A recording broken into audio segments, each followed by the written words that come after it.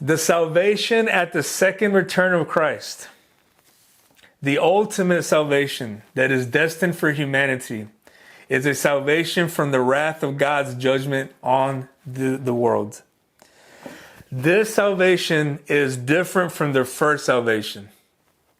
God's wrath is towards his enemy who have turned from him and who have caused others to turn.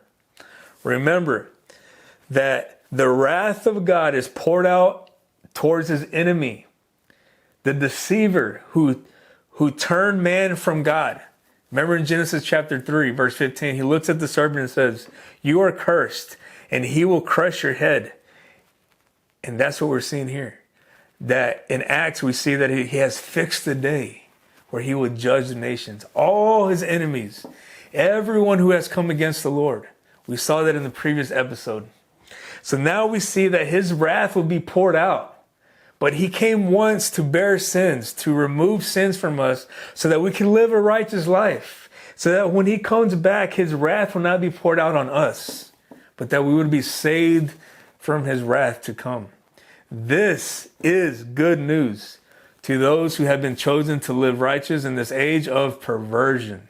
From the beginning, God promised to crush the head of the deceiver. This crushing of the head is still to be completed. At this time, at the time of his second arrival, at his time when wrath will be poured out and he becomes king, God's people will be fully saved.